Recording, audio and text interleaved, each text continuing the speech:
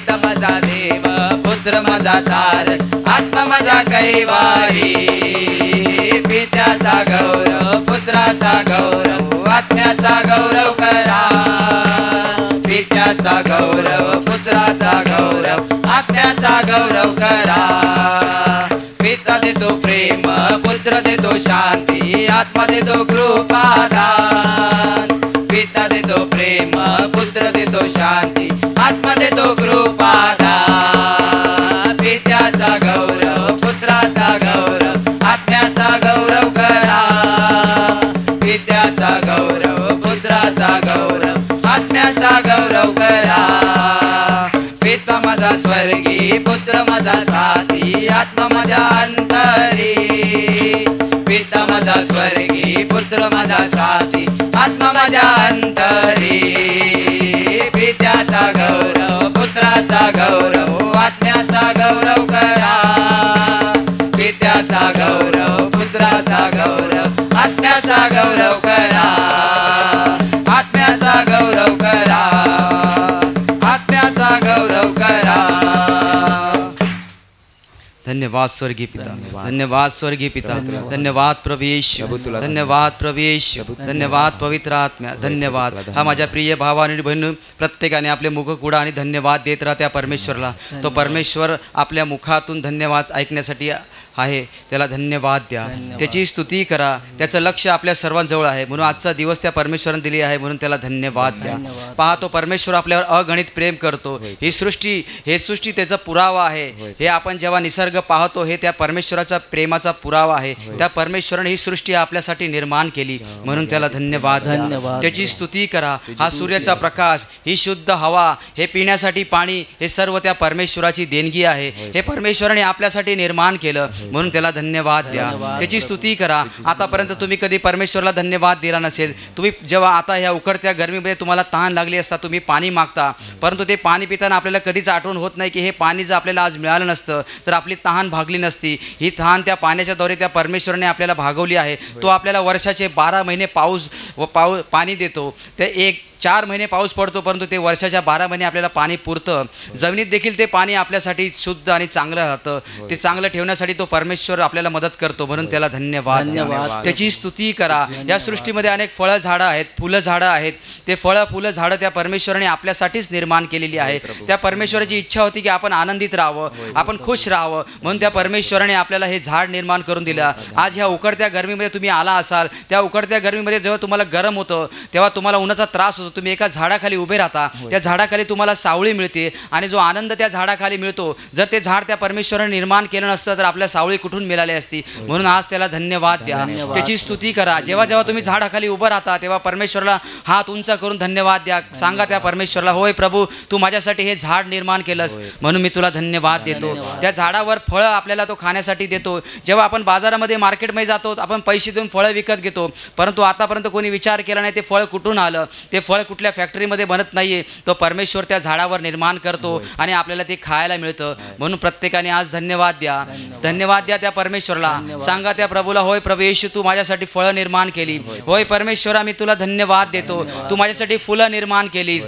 झाडे झुडपे निर्माण केलीस, म्हणून मी तुला धन्यवाद देतो. मी तुझी स्तुती करतो. जेव्हा आपण एखाद्या मच्छी मार्केटमध्ये जातो, ती मासळी जेव्हा आपण विकत घेतो, ती मासळी आली कुठून? ती मासळी त्या परमेश्वराने त्या समुद्रामध्ये निर्माण केलेली आहे. आज कित्येक वर्ष झाली त्या समुद्रातले मासे कधी कमी होत नाहीये. तो परमेश्वर आशीर्वादितचा परमेश्वर आहे. त्याने आपल्याला आशीर्वादित दिलेला आहे. ही पृथ्वी त्याने बहुगुणित केलेली आहे, आशीर्वाद केलेला आहे. या पृथ्वीवर तो आपल्याला अन्नधान्य देऊन तृप्त करतो, म्हणून त्याला धन्यवाद द्या. ती मासळी आपण खातो, ती मासळी त्या परमेश्वरानेच निर्माण केलेली आहे, म्हणून त्याबद्दल त्याला धन्यवाद द्या. प्रत्येक अशी गोष्ट या निसर्गामध्ये आहे जी परमेश्वराच्या प्रेमाचा आपल्याला पुरावा देत आहे. प्रत्येक सृष्टीबद्दल त्याला धन्यवाद द्या, प्रत्येकाबद्दल त्याला धन्यवाद द्या. सांगा प्रभूला, होय प्रभू, मी तुला धन्यवाद देतो. तू माझ्यासाठी हा निसर्ग निर्माण केलास, म्हणून मी तुला धन्यवाद देतो.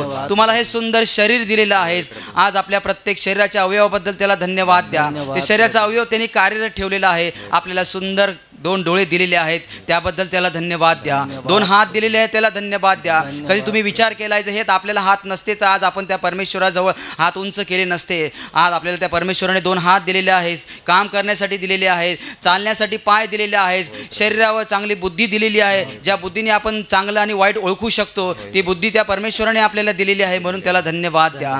तिची स्तुती करा. डोक्याच्या केसापासून ते पायाच्या नखापर्यंत प्रत्येक अवयवाने त्याने आपल्याला परिपूर्ण केला आहे म्हणून त्याला धन्यवाद द्या. तुझी स्तुती करा. सांगा त्या प्रभूला, होय प्रभू मी तुला धन्यवाद देतो, मी तुझी स्तुती करतो.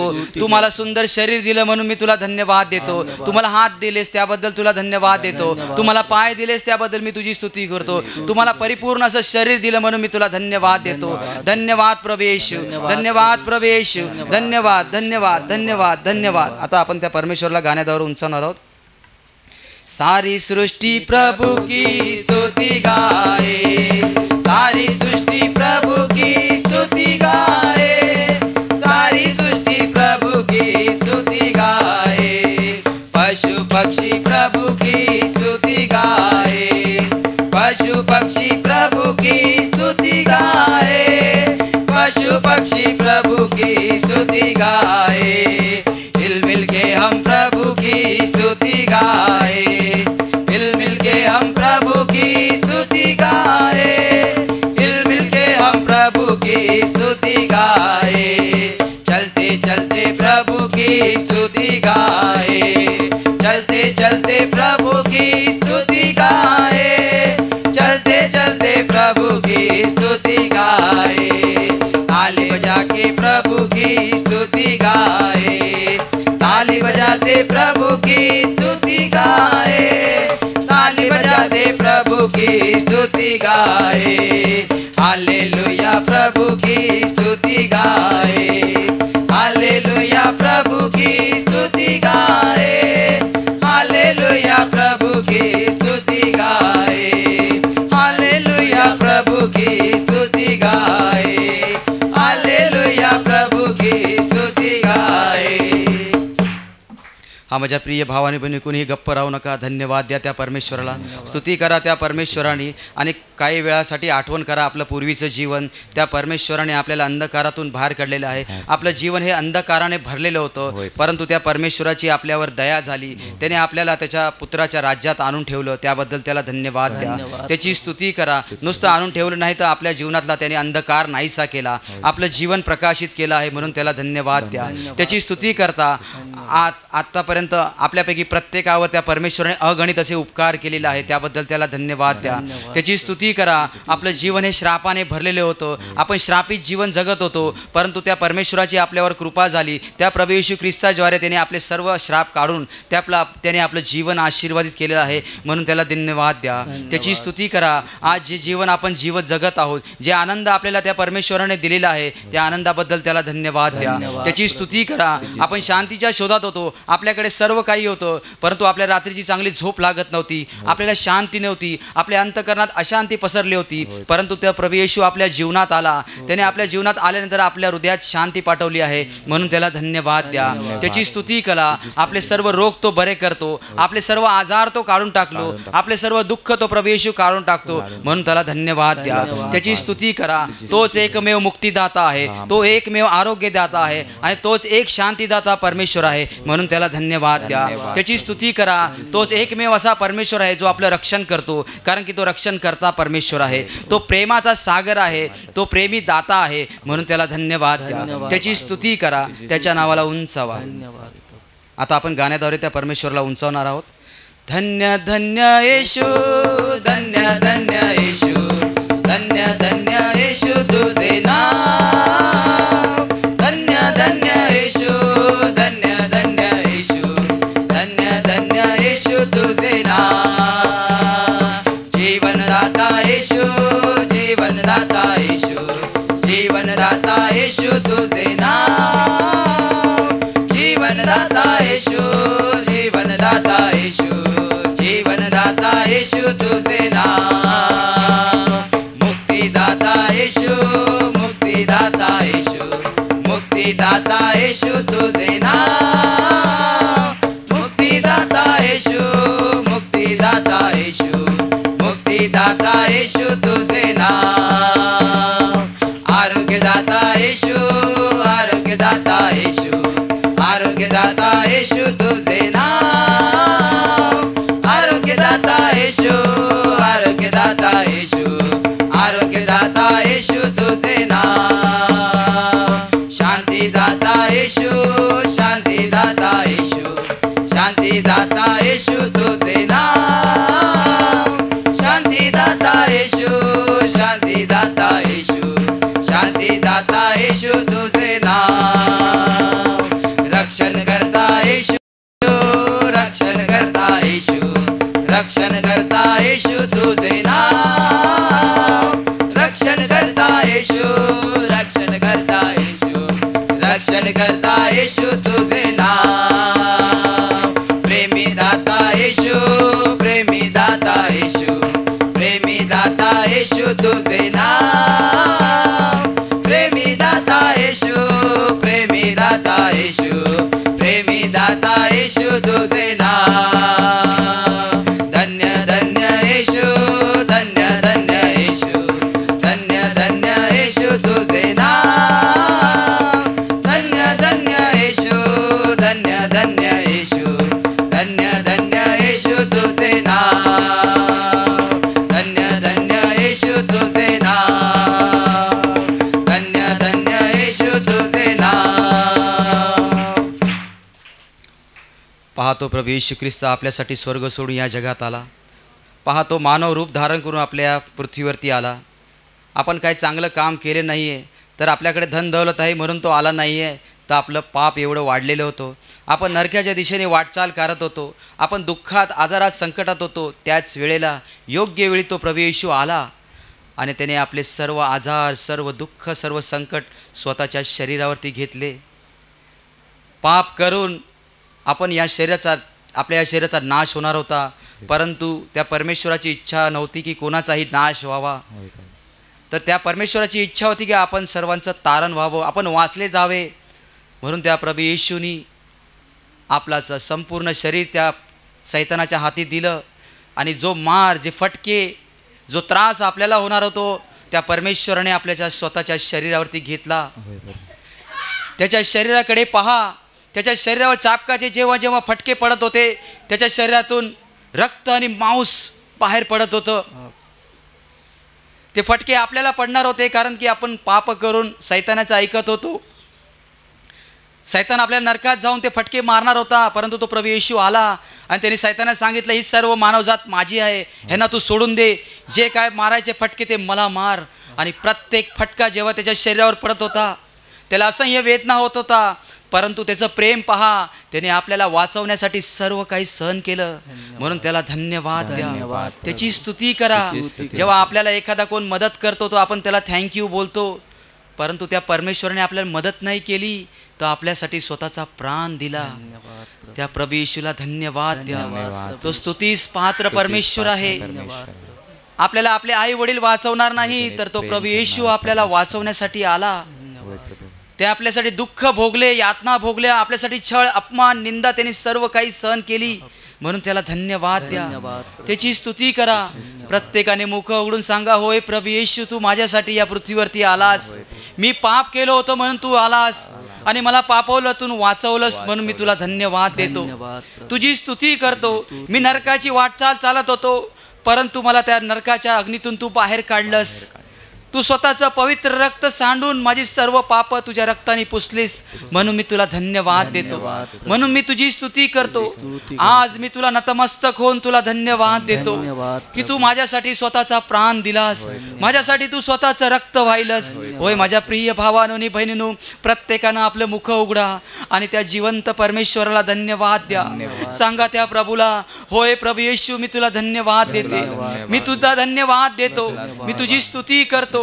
तू माझ्यासाठी चापकाचा भयानक मार सहन केलास, तू माझ्यासाठी विषारी काट्याचा मुकुट झेललास, म्हणून मी तुला धन्यवाद देतो, म्हणून मी तुझी स्तुती करतो, मी तुझ्या नावाला उंचावतो. धन्यवाद प्रभू येशू, धन्यवाद प्रभू येशू, धन्यवाद प्रभू येशू, धन्यवाद धन्यवाद धन्यवाद. तुला धन्यवाद.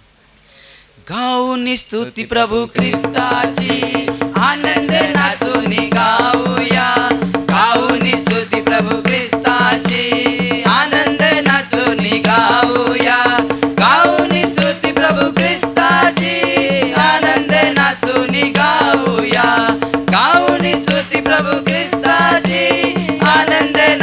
स्तुती गाऊया हालेलुया हालेलुया हालेलुया हालेलुया हालेलुया हालेलुया हालेलुया हालेलुया येशूची प्रीती किती महान माझ्या पापासाठी केले बलिदान येशूची प्रीती किती महान माझ्या पापासाठी केले बलिदान येशूची प्रीती किती महान माझ्या पापासाठी केले बलिदान येशूची प्रीती किती महान माझ्या पापासाठी केले बलिदान हालेलुया हालेलुया हालेलुया हालेलुया हालेलुया हालेलुया हालेलुया हालेलुया येशूचे रक्त किती महान पापाच्या काचेतून सोडविते येशूचे रक्त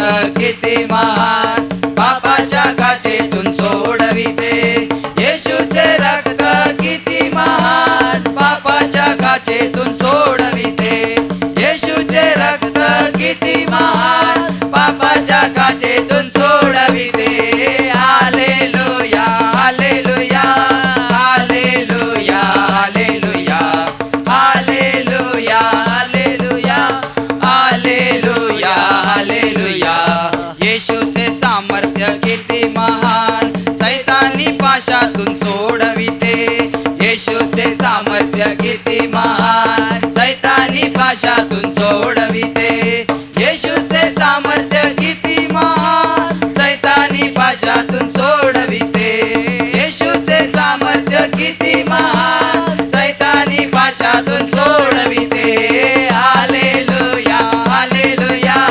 हालेलुया हालेलुया हालेलुया हालेलुया हालेलुया हालेलुया गाऊनी स्तुती प्रभू ख्रिस्ताची आनंदे नाचून गाऊया गाऊनी स्तुती प्रभू ख्रिस्ताची आनंदे नाचून गाऊया गाऊनी स्तुती प्रभू ख्रिस्ताची आनंदे नाचून गाऊया गाऊनी स्तुती प्रभू ख्रिस्ताची आनंदे नाचून गाऊया हालेलुया हालेलुया हालेलुया हालेलुया हालेलुया हालेलुया हालेलुया हालेलुया हालेलुया हालेलुया हालेलुया हालेलुया हालेलुया हालेलुया हालेलुया. होय माझ्या प्रिय भावानी बहिणीनो पूर्ण अंतकरण त्या परमेश्वराजवळ लावा आपलं हृदय त्या परमेश्वराजवळ लावा कारण की आता आपण त्या परमेश्वराची तो महान पित्याची आराधना करणार आहे. जर ज्यांना शक्य असेल त्यांनी गुडघ्यावर या कारण की जेव्हा आपण गुडघ्यावर येतो तो परमेश्वर आपल्याकडे पाहतो. लीन आणि नम्र व्हा आणि आपले दोन्ही हात उंच करा. तो परमेश्वर इथे उपस्थित आहे. तो आपल्याकडे पाहत आहे. त्याचे कान आपल्याकडे आहेत. त्याचे डोळे आपल्याकडे आहेत. त्याने आपल्या डोक्यावरचे एक एक केस मोजलेले आहे. त्याला आपला कधीच विसर पडत नाही असा तो परमेश्वर आहे. तो आपले अंत करण्यात येण्यासाठी तयार आहे. आपले दोन्ही हात आपण उंच करूया आणि लीन होऊन जाऊया त्याच्या आराधनेमध्ये. विसरून जाऊया आपले सर्व दुःख.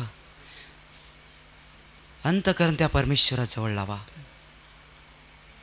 दोन्ही हात उंच करा. प्रभु मेरा जीवन तूने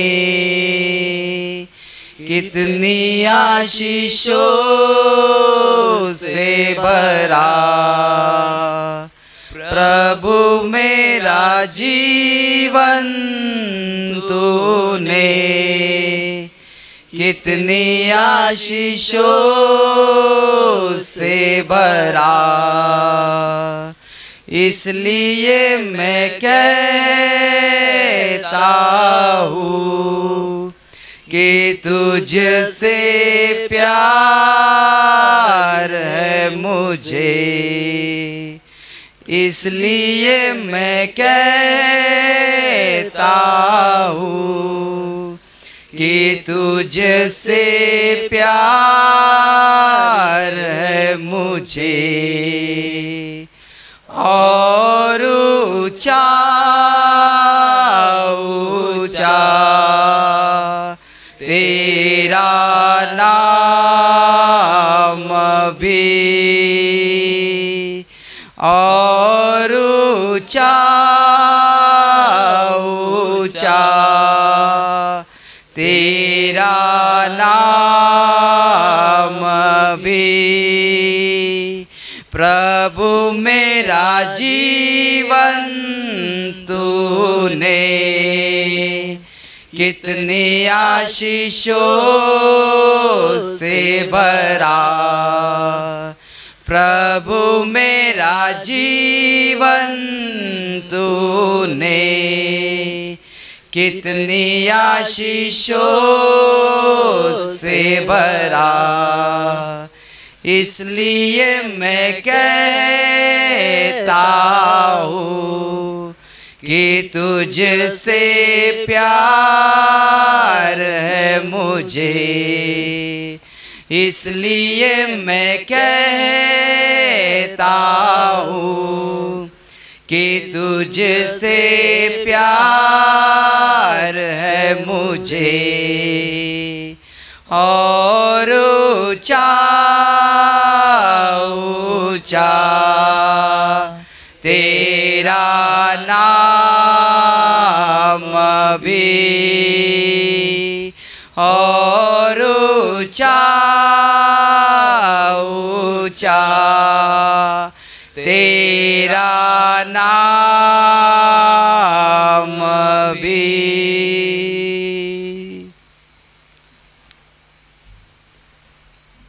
पाहतो प्रभू येशू ख्रिस्त, जिवंत देवाचा पुत्र, तो आपल्यासाठी या पृथ्वीवरती आला आणि जे कार्य पूर्ण करायचं होतं या पृथ्वीवर ते कार्य त्याने त्या क्रूसावरती पूर्ण केलं। आपल्यासाठी त्याने त्या क्रूसावरती स्वतःचा प्राण दिला। त्याने आपला प्राण स्वतःच्या इच्छेने त्या परमेश्वराच्या हातात सोपवला आणि तो क्रूसावर मरण पावला। परंतु तो निष्पाप होता, निष्कलंक होता, म्हणून मरणावर त्याची सत्ता चालू शकली नाही व मरणावर सैतानावर विजय मिळतो। तिसऱ्या दिवशी पुन्हा उठला। पाहतो प्रभू येशू ख्रिस्त, पाहतो प्रभू येशू ख्रिस्त। मेल्यानंतर तो जिवंत झाल्यानंतर त्याने 40 दिवस आणि 40 रात्र आपल्या शिष्यांना दर्शनं दिली आणि 40व्या दिवशी त्यांच्या डोळ्यात देखत त्याने आपल्या शिष्यांना अभिवचन देऊन सांगितलं, तुम्ही सर्वजण घाबरून जाऊ नका, मी तुम्हाला एकटं व अनाथ सोडणार नाही। त्या परमेश्वराने 2000 वर्षापूर्वी हे वचन दिलेलं होतं आणि आज देखील तो परमेश्वर आपलं वचन पूर्ण करण्यासाठी समर्थ आहे। तो आपल्याला पवित्र आत्मा देण्यासाठी तयार आहे, कारण की तो त्याच्या उजवीकडे बसलेला आहे। आपण आपले दोन्ही हात उंच करूया आणि बोलावूया त्या पवित्र आत्मेला आपल्या अंतःकरणात। आज आपल्याला त्या पवित्र आत्मेची गरज आहे, सत्याच्या मार्गावर चालण्याची गरज आहे, म्हणून आपण आपले अंतःकरण उघडूया आणि बोलावूया त्या पवित्र आत्मेला अंतःकरणात। तुमचे दोन्ही हात उंच करा आणि बोलवा त्याला अंतःकरणात आपल्या। ये पवित्र आत्मे ये, ये पवित्र आत्मे ये, ये पवित्र आत्मे ये, ये पवित्र आत्मे ये तुझी स्वर्गीय दान घेऊन ये तुझी स्वर्गीय फळ घेऊन ये पवित्र आत्मे ये पवित्र आत्मे ये। आम्ही आमचे अंतःकरण उघडलेली आहे, आम्ही आमचे हृदयाचे दरवाजे उघडलेले आहे, आम्ही तुला बोलवत आहोत। ये पवित्र आत्मे ये पवित्र आत्मे ये पवित्र आत्मे ये तुझी स्वर्गीय शांती घेऊन ये तुझा स्वर्गीय सामर्थ्य घेऊन ये पवित्र आत्मे ये पवित्र आत्मे ये पवित्र आत्मे ये पवित्र आत्मे ये पवित्र आत्मा। पावन आत्मा आजा दिल में मेरे, मुक्ति मुझे दे दे। पावन आत्मा आजा दिल में मेरे, मुक्ति मुझे दे दे। बरसा दे अपनी दया, बर बरसा दे, बरसा दे, बरसा दे अपनी कृपा, बरसा दे, बरसा दे पावन आत्मा, आजा दिल में मेरे, शांति मुझे दे दे, पावन आत्मा, आजा दिल में मेरे, शांति मुझे दे दे, बरसा दे अपना प्रेम, बरसा दे, बरसा दे, बरसा दे अपना दान, बरसा दे, बरसा दे पावन आत्मा, आजा दिल में मेरे, शक्ति मुझे दे दे, पावन आत्मा, आजा दिल में मेरे, शक्ति मुझे दे दे,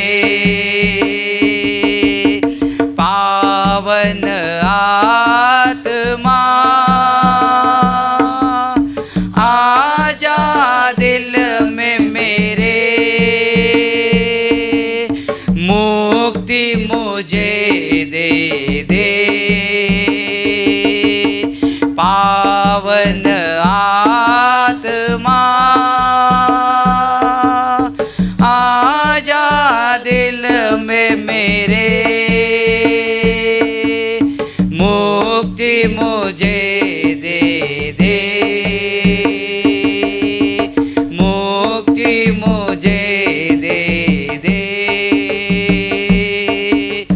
मुक्ति मुझे दे दे।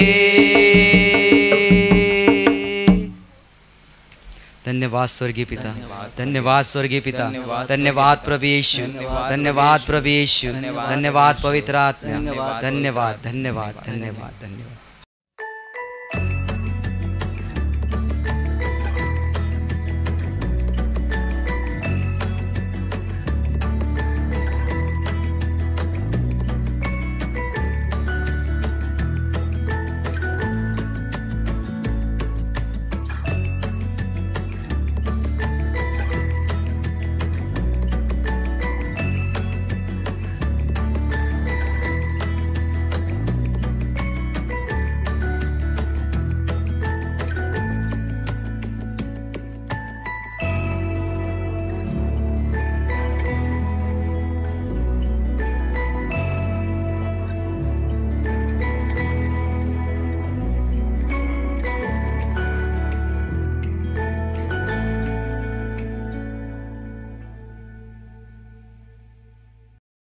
पौलाचं रोमकरास पत्र अध्याय 11 वचन 33 ते 36 मी वाचतो, कान देऊ नका।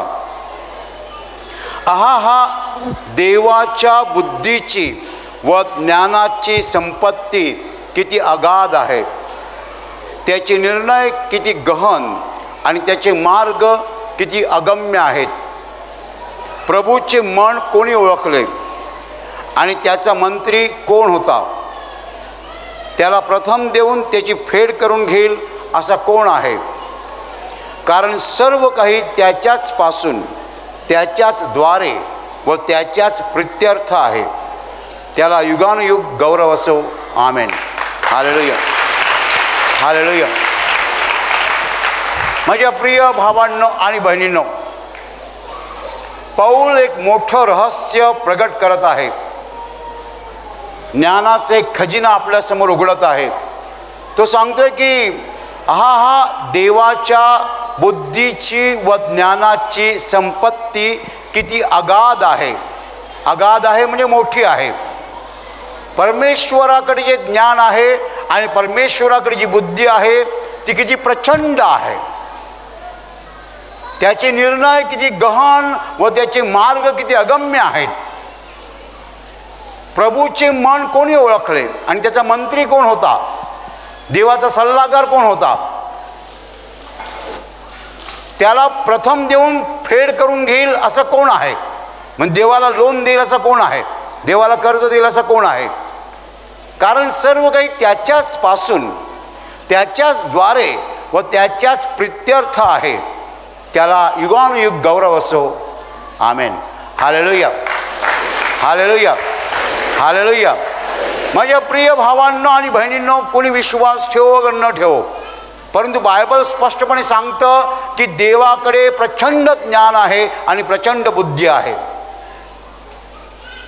आज काही लोक विचारतात की देव आहे कुठे, देव कुठे आहे, देव आम्हाला दिसत नाही आहे. काही लोक नास्तिक बनलेले आहेत. नास्तिक म्हणजे देवाचं अस्तित्व नाकारणारे, देव नाहीच आहे असं म्हणणारे. Hallelujah, hallelujah. परंतु बायबल स्पष्टपणे म्हणतं की देवाच्या ज्ञानाची आणि बुद्धीची संपत्ती अगाध आहे. म्हणजे परमेश्वराकडे प्रचंड ज्ञान आहे आणि प्रचंड बुद्धी आहे. हालेलुया, हालेलुया, हालेलुया. परमेश्वराचं ज्ञान आणि परमेश्वराची बुद्धी प्रचंड आहे. हालेलुया, हालेलुया, हालेलुया. आणि त्याचे निर्णय गहन आहेत. गहन म्हणजे समजायला कठीण, जे आपल्याला लवकर समजत नाही त्याला आपण गहन म्हणतो. परमेश्वराचे निर्णय गहन आहेत आणि त्याचे मार्ग अगम्य आहेत. अगम्य म्हणजे सुद्धा न समजता येणारे, जे आपण समजू शकत नाही. अगम्य. परमेश्वराचे मार्ग अगम्य आहेत, त्याचे निर्णय गहन आहेत. हालेलुया, हालेलुया, हालेलुया, हालेलुया, हालेलुया. आणि मग पुढे वचन असं म्हणतं की देवाचा मंत्री कोण होता, देवाला सल्ला कोणी दिला, देवाला सल्ला देऊ शकेल असं ज्ञान कोणाकडे आहे. हालेलुया, हालेलुया, हालेलुया. प्रभूचे मन कोणी ओळखले, देवाच्या मनामध्ये काय आहे कोणाला समजतं. हालेलुया. कारण सर्व काही त्याच्याच पासून, त्याच्याच द्वारे आणि त्याच्याच प्रित्यर्थ. प्रित्यर्थ म्हणजे त्याच्यापर्यंत जाणारं, त्याला त्याच्यापर्यंत पोहोचणारं, इंग्रजीमध्ये टू हिम. Hallelujah, hallelujah. आणि त्या परमेश्वराला युगानुयुग धन्यवाद असो. हालेलुया, हालेलुया. माझ्या प्रिय भावांनो आणि बहिणींनो, मी एक गोष्ट ऐकली ती अशी, रशियामध्ये लोकांना शिकवलं जातं की जगात देव नाही आहे. आणि असा एका मुलाला, एक मुलगा शिकत होता आणि त्याला बाळपणापासून शिकवण्यात आलं की जगात देव नाही आहे. आणि मग पुढे तो शिकला, सायन्स शिकला, तो पुष्कळ विज्ञान शिकला, तो वैज्ञानिक झाला, शास्त्रज्ञ झाला. आणि त्याला काय शिकवण्यात आलं होतं की जगात देव नाही आहे, देव अस्तित्वातच नाही आहे. एक दिवस हा तरुण एका माळ रानावर गुडघे टेकून आणि हात जोडून दिसला. तो एकटाच होता, त्याने गुडघे टेकले होते आणि हात जोडले होते. कोणीतरी तिकडे आला आणि म्हणाला, हे काय करतोस तू, काय करतोस. तो म्हणतो, मी ज्याने हे जग निर्माण केलं त्याच्याशी बोलतोय. हा, अरे तुला मी काय शिकवलं देव नाही म्हणून, आजपर्यंत तुला मी शिकवलं की देव नाही आहे आणि तू हे काय करतोयस. तो म्हणाला, देव जर नाही तर हे सगळं कोणी निर्माण केलं. Hallelujah, hallelujah. कारण हे जे काही दिसतंय ते सगळं आपण निर्माण करतो तेव्हा होतं ना. आपण निर्माण केल्याशिवाय कोणतीच वस्तू आपल्याला मिळत नाही. आणि मग हे जे समोर आहे ते कोणी निर्माण केलं, ह्याला निर्माण करता असलाच पाहिजे. Hallelujah, hallelujah. आणि माझ्या प्रिय भावांनो आणि बहिणींनो, त्याला शिकवणारे म्हणाले, आमचे सगळे श्रम व्यर्थ गेले. आजपर्यंत त्याला मी शिकवलं की जगात देव नाही आहे आणि एका क्षणात हा बदलला आणि हा म्हणतो देव आहे. Hallelujah, hallelujah. परमेश्वराच्या अस्तित्वाचे अगणित पुरावे तुमच्या आणि माझ्या डोळ्यासमोर आहेत. फार तर एखादा आंधळा माणूस म्हणू शकेल की मला दिसत नाही आहे, पण ज्यांना डोळे आहेत त्यांना काहीही पळवाट नाही आहे. आपण बघतो देवाच्या अस्तित्वाचे पुरावे. Hallelujah, hallelujah. झाड कसं वाढतं आणि मग झाडाला फुलं कशी येतात, पानं कशी येतात, फुलं कशी येतात, फळं कशी येतात, फळं गोड कशी लागतात, फळं आंबट कशी लागतात, फळं तिखट कशी लागतात. आणि मग आपण पावसाळा बघतो. आता पावसाळा जवळ आला, पण पाऊस देणार कोण? तुमचा काका की माझा काका? सगळा हा पावसाळा अरे पावसाळा आला पण पाऊस देणार कोण? हालेलुया. सगळी जय्यत तयारी चालली कसली पावसाळ्याची. अरे पाऊस जर त्यांनी दिला नाही तर? Hallelujah, hallelujah. काही वर्षांपूर्वी मी औरंगाबादला गेलो होतो. औरंगाबादला वाहेगाव म्हणून एक परिसर आहे. तिकडे एका फादरांनी मला सांगितलं, कॅथोलिक फादरांनी मला सांगितलं. ते म्हणाले, ब्रदर आम्ही यंदा पुष्कळ तयारी केली होती. म्हटलं कशी तयारी केली? नाशिकवरनं आम्ही असा एक हे बनवला, नाला बनवला. म्हणजे कशाला नाशिकवरनं बनवला? कारण नाशिकला पाऊस भरपूर पडतो, मग तिकडनं असं नाल्याने पाणी आणायचं आणि आमच्या औरंगाबादला पुरवायचं. असं मग काय झालं? हो, यंदा पाऊसच पडला नाही. त्या भागात पाऊस फार कमी पडला, म्हणजे त्यामुळे आमच्यापर्यंत पाणी पोहोचलंच नाही. म्हणजे फादर तुम्ही नाले खोदू शकता पण पाऊस नाही पाडू शकत. त्याच्यापेक्षा गुडघे टेकून त्याच्याकडे प्रार्थना केली असती तर.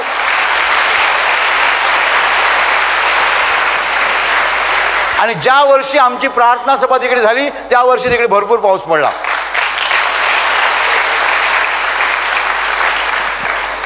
Hallelujah, hallelujah.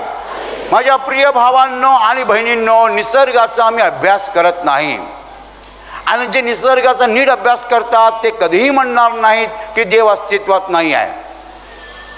आम्ही विमान शोधलं म्हणून आम्ही कॉलर कडक करतो विमान, पण विमान असं प्रचंड असतं, त्याच्या आतमध्ये बरीच इंजिन्स असतात. पण एवढीशी चिमणी आकाशात कशी जाते हो? तिच्या आतमध्ये इंजिन्स कुठे आहेत? आणि चिमणीपेक्षाही लहान पक्षी आहेत. मधमाशी, माशा कशा आकाशात उडतात? त्यांच्या आतमध्ये इंजिन्स कोणी बसवली? हालेलुया, हालेलुया, हालेलुया. परमेश्वराची सगळी निर्मिती जी आहे ती प्रचंड ज्ञानाने आणि बुद्धीने भरलेली आहे. सायन्स आपल्याला शिकवतं की पाऊस पडल्यानंतर पाणी आपल्या डोळ्यात जाऊ नये म्हणून डोळ्याच्या वर हे केस आलेले आहेत. आपल्या सगळ्यांच्याकडे केस असतात ना. इकडे कशाला केस असतात हो? कशाला केस असतात? पाणी सळ आंघोळ करताना पाणी डोळ्यात जाऊ नये, पाण्याला वाट करून द्यावी म्हणून इथे थोडा उंचवटा असतो, उंचवटा, आणि मग पाणी असं जातं, डोळ्यात जात नाही. शरीराची रचना कशी केली आहे देवाने? एक डोळा इकडे, एक डोळा इकडे. कोणाचा एक डोळा इकडे आहे का बघा, जरा चेक करा. एक इकडे आहे का? नाही, जरा चेक करा. हालेलुया, बरोबर. डोळे समोर, डोळे वरती, पण एकदम वरती नाही. एकदम वरती काय होईल? मग पडल्यावर फुटतील, बरोबर. आणि मेंदू कुठे आहे हो? मेंदू, हा, ह्या सगळ्या शरीराचं हेड ऑफिस कुठे आहे? हेड ऑफिस इकडे आहे. आणि त्या मेंदूला कवच कसं केलं आहे? मजबूत. मेंदू असतो नाजूक, पण त्याला कवच मात्र पक्क भारी आहे. मेंदूला इजा पोहोचू नये म्हणून देवाने काळजी घेतलेली आहे. शरीरामध्ये दोन अवयव महत्त्वाचे आहेत, एक मेंदू आणि एक हृदय. हृदयाला पण कशा बरगड्या दिलेल्या आहेत, प्रोटेक्शन, हेवी प्रोटेक्शन. हे सगळे बरगड्या म्हणजे सिक्युरिटी गार्ड्स आहेत. हालेलुया, हालेलुया, हालेलुया. एक मानवी शरीर आणि मग बाकी सगळे प्राणी, फळं, झाडं, सूर्य, आणि ही सगळं एक झालं, एक आकाशगंगा. आणि मग अशा हजारो लाखो आकाशगंगा आहेत. माझ्या प्रिय भावांनो आणि बहिणींनो, ही जी निर्मिती आहे देवाची, त्याच्यातनं दिसतं की देवाकडे प्रचंड ज्ञान आहे आणि प्रचंड बुद्धी आहे.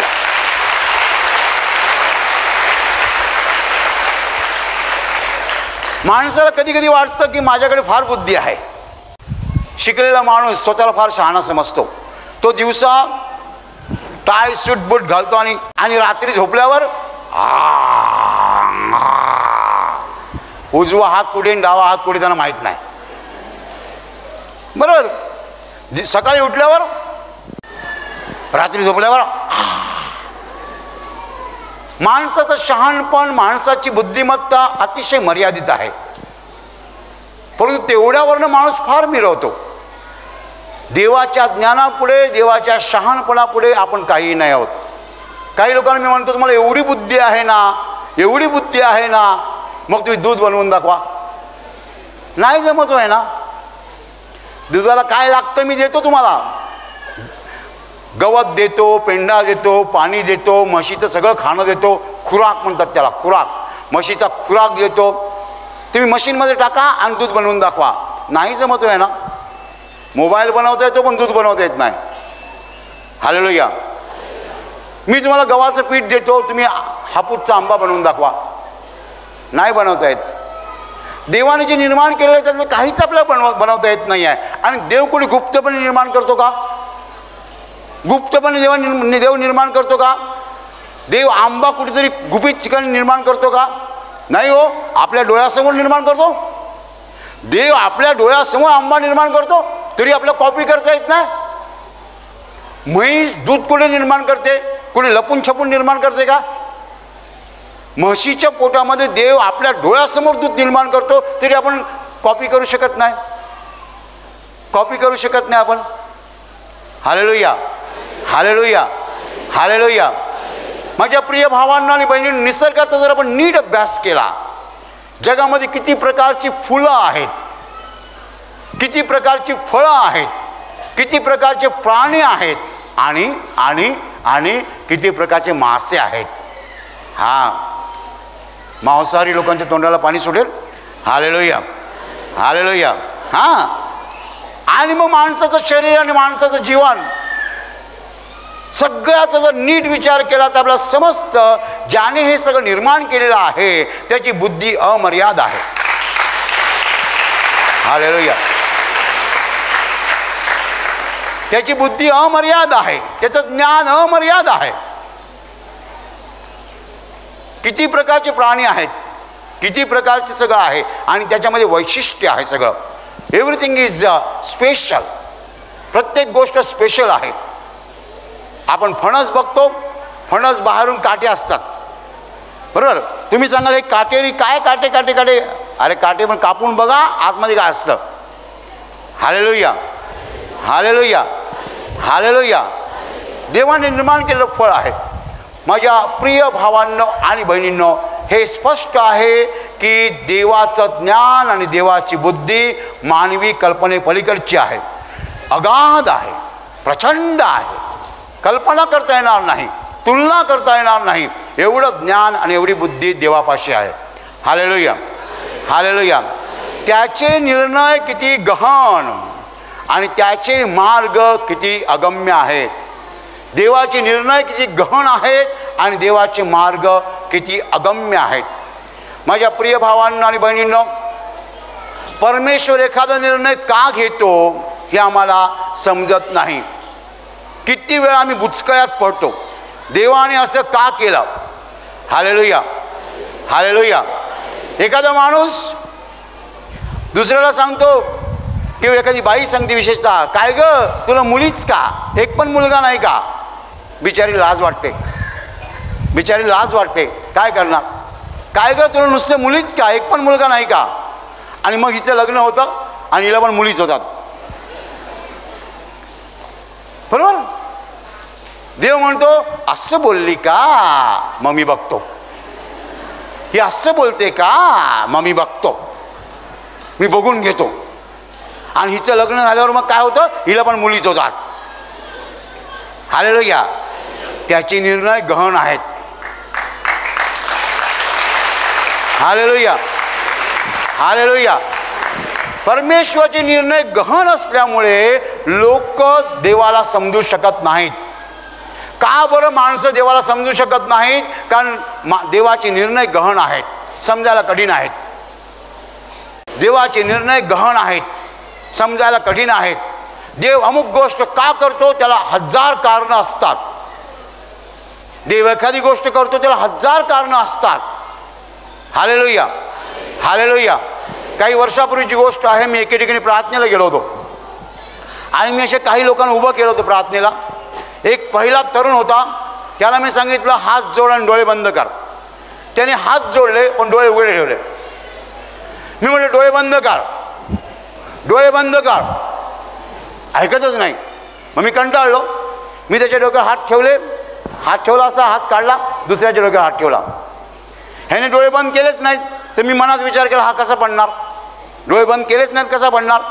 मी दुसऱ्याच्या डोक्यावर हात ठेवला आहे, प्रार्थना चालू आहे, म्हणजे एवढा ठो आवाज झाला. बघितलं, हा पडला खाली.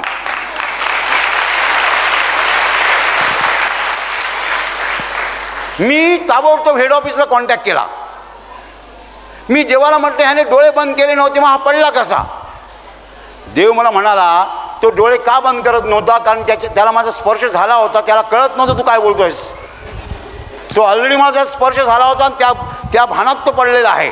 तुला माहीत नाही की त्याला स्पर्श झालेला आहे. तुला त्याचे उघडे डोळे दिसले, पण त्याला मी स्पर्श करतो हे तुला कुठे कळलं.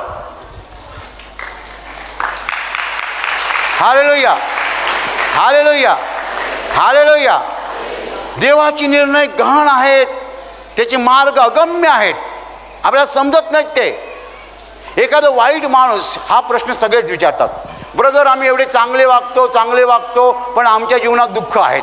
आमच्या शेजारी एक वाईट माणूस आहे, तो नाही कधी आजारी पडत, त्याला कधी पैसा कमी पडत नाही, सगळं त्याचं कसं बरं चाललं आहे. हां, किती लोक मला हा प्रश्न विचारतात. आम्ही चांगल्या मार्गाने जातो तर आम्हाला पैसे कमी पडतात, आम्हाला आजार येतात, दुःख येतात, आणि तो आमचा शेजारचा तो वाईट मार्गाने जातो, त्याला कधी आजार येत नाही, पैसे कमी पडत नाही, त्याच्या घरासमोर गाड्या, शर्टचं वरचं बटन खुलं आहे, केस बाहेर आलेत आणि असा चालतो, आणि एवढा गॉगल असतो. आणि आम्ही आपले सरळ मार्गाने जातो, आम्ही आजारी काय पडतो, पैसे काय कमी पडतात, आमची दुःख आहेत. हे कसं काय? तुम्हाला माहिती आहे कसं काय ते? नीट कान देऊ नये का? जी माणसं रात्रंदिवस पाप करतात ती सैतानाबरोबर नरकात जाणार आहेत. अशा लोकांना सैतान त्रास देत नाही. तो म्हणतो हे माझ्याबरोबर कायमचे नरकात राहणार, आता कशाला त्रास देऊ. Hallelujah, hallelujah. आणि अशी माणसं सैतानाच्या पोटामध्ये गादी आहे, गादी, त्या गादीवर लोळतात की त्या गादीवर आरामात लोळतात. तुम्ही त्यांच्याकडे बघता आणि तुम्ही अस्वस्थ होता. हा वाईट वागतो आणि ह्याचं सगळं बरं चाललं आहे, कारण तो सैतानाच्या पोटामध्ये आहे आणि गादीवर लोळत आहे. मेल्यावर सैतानाबरोबर नरकात जाणार. Hallelujah, hallelujah. पण जी माणसं सरळ चालतात ती सैतानाचं ऐकत नाहीत. सैतान म्हणतो लाच घे, तो म्हणतो मी लाच घेणार नाही. सैतान म्हणतो चोरी कर ऑफिसची, तो म्हणतो मी चोरी करणार नाही. तुम्ही सैतानाचं ऐकत नाही म्हणून सैतान तुम्हाला त्रास देतो. हालेलुया, हालेलुया, हालेलुया, हालेलुया. म्हणून तुम्हाला ताप खोकला येतो, बारीक सारीक आजार येतो, देव तुम्हाला बरं करतो. सैतान चिमटे काढतो, देव बरं करतो. सैतान का चिमटे काढतो? कारण तुम्ही त्याचं ऐकत नाही, पाप करत नाही, त्याच्या मार्गाने जात नाही, चोऱ्या माऱ्या करत नाही, खून करत नाही, म्हणून सैतान तुमच्यावर चिडलेला आहे. तो तुम्हाला आजार आणतो, त्रास देतो. काही घाबरू नका, देव समर्थ आहे सैतानाला हाकलून लावायला. हालेलुया. देव समर्थ आहे सैतानाला हाकलून लावायला. जरी सैतानाने त्रास दिला तरी घाबरायची गरज नाही आहे, कारण देव समर्थ आहे सैतानाला हाकलून लावायला. आपण देवाच्या कळपातले आहोत, देव स्वतः आपलं रक्षण करेल. हालेलुया. पण सैतान का त्रास देतो चांगल्या लोकांना? कारण चांगले लोक सैतानाचं ऐकत नाहीत, पाप करत नाहीत, वाईट गोष्टी करत नाहीत. सैतान वाईट लोकांना त्रास देत नाही. का देत नाही वाईट लोकांना त्रास? कारण वाईट लोक त्याचेच आहेत, त्याच्याबरोबर नरकात जाणार आहेत. म्हणून तो त्यांच्या इकडे लाड करतो, त्यांना खुश ठेवतो, त्यांना खुश ठेवतो, त्यांचे लाड करतो. Hallelujah, hallelujah. म्हणून तुमच्या शेजारचा माणूस किती वाईट असला तरी तो तगडा असतो, त्याच्याकडे पैसा असतो, गाड्या असतात, त्याला कसलाच प्रॉब्लेम नसतो, कारण तो सैतानाचा ऐकतो, सैतान त्याला खुश करतो. हालेलुया. देवाचे मार्ग अगम्य आहेत, देवाचे निर्णय गहन आहेत. हालेलुया, हालेलुया, हालेलुया. माझ्या प्रिय भावांनो आणि बहिणींनो, पुष्कळ लोक देवाला का समजून घेऊ शकत नाहीत? कारण देवाचे निर्णय गहन असतात, देवाचे मार्ग अगम्य असतात. देव काय करतोय ते आमच्या लवकर लक्षात येत नाही, उशिरा लक्षात येतं, उशिरा लक्षात येतं. हां, असा प्लॅन होता देवाचा. हालेलुया, हालेलुया, हालेलुया. माझ्या प्रिय भावांना आणि बहिणींनो, बायबल पुढे म्हणतं की देवाचं मन कोणी ओळखलेलं आहे? परमेश्वराच्या मनात जे आहे ते कोणाला ओळखता येईल? त्याने दाखवलं तरच आपण ओळखू शकू, त्याने दाखवलं नाही तर आपल्याला ओळखता येणार नाही. कारण परमेश्वर निर्माण करता आहे आणि त्याच्या मनात आपल्याला ओळखता येणार नाही. आपण निर्मिती आहोत. घड्याळ जी आहे ती निर्मिती आहे. घड्याळाला तुमच्या मनातलं ओळखता येईल का? घड्याळाला आपल्या मनातलं ओळखता येईल का? नाही ओळखता येणार. घड्याळाची कॅपॅसिटी नाही आहे, कुवत नाही आहे, क्षमता नाही आहे. Hallelujah, hallelujah. त्यामुळे देवाच्या मनात आपल्याला ओळखता येत नाही आहे. देवाचा मंत्री कोणी होऊ शकत नाही, म्हणजे देवाला सल्ला देणारा कोणी नाही आहे. देव सगळं त्याच्या बुद्धीने करतो, त्याला सल्लागार नाही आहे, कारण त्याला सल्ला देणारा कोणी नाही आहे. आणि वचन पुढे म्हणतं की सर्व काही त्याच्याच पासून, त्याच्याच द्वारे आणि त्याच्या प्रित्यर्थ आहे. हालेलुया. जे काही आहे या जगामध्ये, पृथ्वीवर, स्वर्गामध्ये, हे सगळं देवापासून आहे, देवाद्वारे आहे आणि देवासाठी आहे. Hallelujah, hallelujah. हे कसं कळेल आपल्याला? खोल विचार केला तर. वर करणी विचार करून कोणालाही कळत नाही. पुष्कळ माणसांचे विचार आज उथळ आहेत, सखोल नाही आहेत. माणसं आज उथळ विचार करतात, वरवरचा विचार करतात, खोलवर विचार करत नाहीत. जर तुम्ही खोलवर विचार केला तुम्हाला समजेल की ह्या जगामध्ये जे काही आहे ते देवापासून आहे, देवाद्वारे आहे आणि देवासाठी आहे. मानवी जीवन काय आहे? माणूस आज आहे, उद्या नाही आहे. माणूस गवताच्या फुलासारखा आहे. गवत सुकतं आणि फूल गळतं, तसं आपलं जीवन आहे. आपलं वैभव क्षणभंगूर आहे, आपलं वैभव अल्पजीवी आहे, आपलं वैभव क्षणजीवी आहे, आपलं वैभव कधीही गळून पडू शकतं. आपण या जगामध्ये पाहुणे आहोत आणि आपल्या जीवनामध्ये कायमस्वरूपी काही नाही आहे. आज आहोत, उद्या नाही आहोत. या क्षणाला आहोत, पुढच्या क्षणाला नाही आहोत. पाण्यावरल्या बुडबुड्याप्रमाणे आपलं जीवन आहे, हवेतल्या वाफेप्रमाणे आपलं जीवन आहे. माझ्या प्रिय भावांना आणि बहिणींनो, परमेश्वरच अनंत काळ जगतो. हालेलुया. आणि तो अनंत आहे हे आपल्या लक्षात आलं पाहिजे. अनादि अंत आहे परमेश्वर. ना त्याला आदी ना त्याला अंत. त्याला सुरुवात नाही आणि शेवट नाही आहे. तो स्वतः एक मोठं कोडं आहे, रहस्य आहे, आपल्या बुद्धीपलीकडचं रहस्य आहे. हे आपल्याला कबूल करता आलं पाहिजे, हे आपल्याला कबूल करता आलं पाहिजे. जेव्हा आपण निसर्गाकडे पाहतो, जेव्हा आपण स्वतःच्या जीवनाकडे पाहतो, जगाकडे पाहतो, तेव्हा आपल्याला समजतं की आपण या जगामध्ये क्षणजीवी आहोत. ह्या जगामध्ये किती पराक्रमी माणसं होऊन गेली. कुठे आहेत ते आता? हिटलर कुठे आहे आता? आईन्स्टाईन कुठे आहे आता? कुठे गेली ती माणसं? दिसतात कुठे? अजिबात नाही. मानवी जीवन एवढं क्षणभंगूर आहे. ती माणसं पुन्हा जिवंत होऊ शकली नाहीत. मेल्यावर संपली. त्यांचा मागमूसही नाही आहे, त्यांचं मागमूस पण नाही आहे. माझ्या प्रिय भावांना आणि बहिणींनो, फक्त परमेश्वर जो आहे तो अनादि अंत आहे, ना आदी ना अंत. हालेलुया. सगळं काही त्याच्याच पासून आहे, त्याच्याच द्वारे आहे आणि त्याच्यासाठी आहे. आणि म्हणून त्याला शरण जाणं हा शहाणपणा आहे. हालेलुया. देवाचं सार्वभौमत्व कबूल करणं हे शहाणपणाचं लक्षण आहे. देवाच्या अस्तित्वाला आव्हान देणं मूर्खपणा आहे. Hallelujah, hallelujah. पुष्कळ लोक हा मूर्खपणा करत आहेत. ज्यांना झोप म्हणजे काय माहीत नाही आहे तेही म्हणतात देव कुठे आहे. अहो तुम्ही झोपता तेव्हा नक्की तुमचं काय होतं तुम्ही सांगू शकत नाही. तुम्ही देवाच्या अस्तित्वाला काय आव्हान देणार. मातीमधनं गोड आंबा येतो, मातीमधनं आंबट चिंच येते, मातीमधनं तिखट कांदा येतो, तिखट मुळा येतो, तिखट मिरची येते. कांदा पण तिखट, मुळा पण तिखट आणि मिरचीही तिखट, पण तिखटपणात फरक आहे. आंबा गोड, चिकू गोड, पपई गोड, पेरू गोड, परंतु गोडपणात फरक आहे. सारखेच गोड नाही लागत.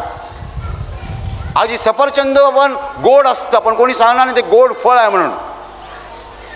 Hallelujah, hallelujah. हे सगळं कसं घडतं, ही किमया कोणाची, हे नवल कसं घडतं. जो डोकं चालवेल त्याला कळेल की ह्याच्यात आपला काही भाग नाही आहे, आपला हिस्सा नाही आहे, आपला सहभाग नाही आहे, आपली पार्टनरशिप नाही आहे. हालेलुया. जंगलात झाडं वाढतात, तुम्ही पाणी घालता का. जंगलात झाडं वाढतात त्याला चांगली फळं येतात. आम्ही पाणी घालत ना, मला माहीत पण नाही कोण पिकवतं ती झाडं, कोण मोठी करतं ती झाडं. माझ्या प्रिय भावांना आणि बहिणींनो, सगळं काही देवापासून आहे, देवाच्या द्वारे आहे आणि देवाच्या साठी आहे. हालेलुया.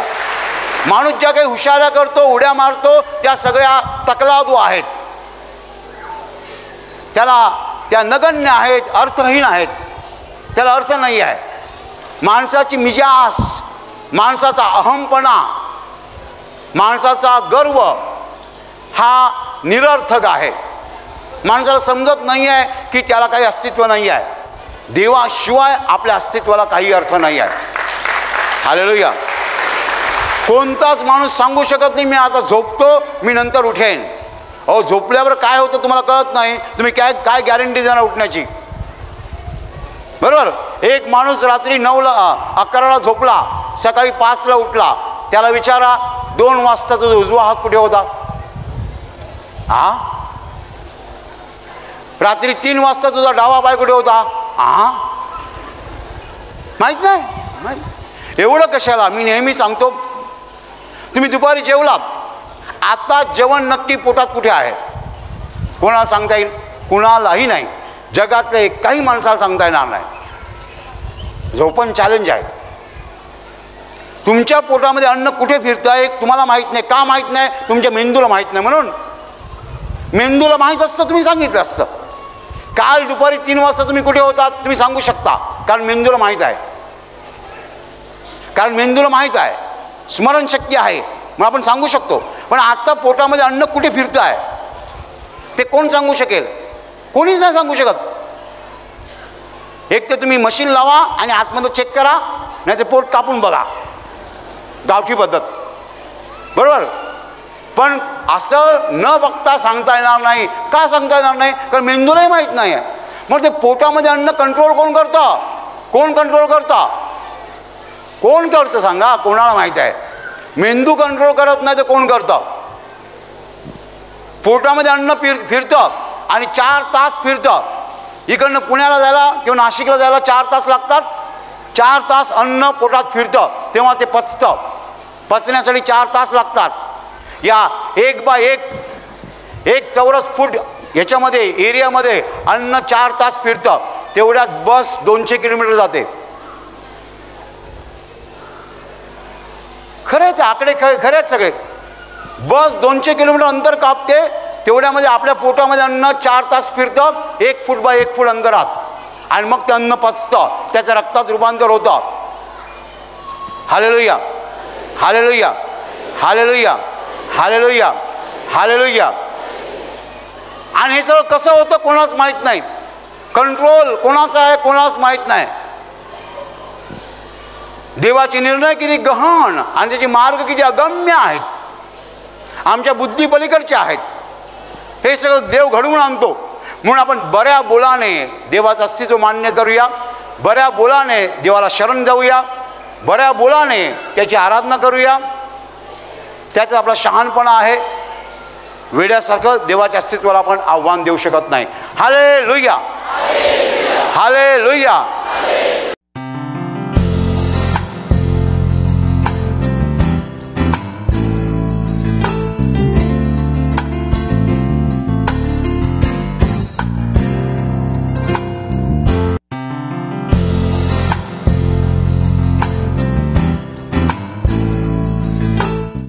नाव सांगा. माझं नाव गणेश गुडेकर. मी नाला सोपाऱ्याहून आलेलो. माझी साक्षी अशी आहे की माझी मुलगी गावाला असते आई वडीलजवळ. ही गेल्या 2 महिने झाली लय आजार होती गावाला. तिला डॉक्टरांनी टायफॉईड सांगलेला. टायफॉईडचा ताप होता तिला. तर तिला तापाला आजार इतका होता तिला की ते डॉक्टरकडे न्यायचे आई वडील तिला, पण ते ताप नॉर्मल व्हायचा. ही तुमची आई आहे. आई आहे. ह्या नेत होत्या तिला. हां. तर डॉक्टरला दाखवून ते औषधाने थोडेफार बरं लागायचं तिला, पण परत फिरून ताप यायचा. मग पहिला रिपोर्टमध्ये टायफॉईड सांगलेला. मग आईने मला फोन केलेला की तुझी मुलगीला आजारी आहे म्हणे, तू तिला भेटायला येत नाही गावी. म्हटलं आई मला आता 2 वर्ष झाले माझं काम बंद होतं. म्हटलं इकडे लॉकडाऊनमध्ये काम सुटलेलं आहे. तर म्हटलं आता काम भेटलं मला. प्रभूंनी काम वापस दिलं आहे माझं, तेच काम मला वापस दिलं आहे म्हटलं. तर म्हटलं आता मला सुट्टी भेटणं शक्य नाही लवकर. तर म्हटलं पैसे मी पाठवतो, तू तिचा इलाज करत राहा. आणि म्हटलं मी तिच्यासाठी प्रार्थना पण कंटिन्यू करतोय म्हटलं इकडे. तर मी प्रार्थनाच बनलेलो आहे. इथं पण येतो हर प्रार्थनाला, घरी पण प्रार्थना करतो, ऑनलाईन प्रार्थना घेत असतो. आणि मग तिला 1 महिन्यानंतर तिचा ताप तर बरा झाला त्या टायमेला, पण मी तिची साक्षी दिली नव्हती. तर मला मी प्रभू येशूला माफी मागतो, मी साक्षी दिली नव्हती तेव्हा. तिला मग परत ती आजारी पडली. तर तिला मग डॉक्टरांनी वापस रिपोर्ट काढला. तर तिला मग विषाणू मलेरिया झाला आहे म्हणे. तिला तापीमध्ये मलेरिया होऊन गेलेला, परत जास्त आजारी पडली ती. मग आईनं परत फोन केला. मग ती पण तापामध्ये बोलायचे. पप्पा म्हणे काका येऊन बघून गेले, मला लोक येऊन बघून जातात, पण म्हणे मी तुमची मुलगी नाही का, मला बघायला येत नाही का तुम्ही, अशी बोलायची त्या तापामध्ये. तुमची छोटी मुलगी अशी बोलायची. हा, अशी. ती रडते आता. पप्पा तुम्ही काय येत नाही मला भेटायला. म्हटलं बेटा माझं काम आता मला परत भेटलेलं आहे, तुम्ही कसा काय येऊ काम सोडू. तर म्हटलं तू काही फिकीर नको करू. म्हटलं पाय मी प्रभू येशूजवळ तुझी प्रार्थना करतोय आणि प्रभूच तुला बरं करीन. म्हटलं तू आता कुठल्या डॉक्टरकडे पण जाऊ नाही ना, काय नाही. मी इथं आलो संध्याला प्रार्थनात. मी तिच्या नावाची विनंती पेटीमध्ये चिठ्ठी बनवून टाकली आणि त्या दिवसापासून तिच्या तब्येतमध्ये सुधार आलाय. म्हणून मी प्रभू येशूला कोटी कोटी धन्यवाद करतो.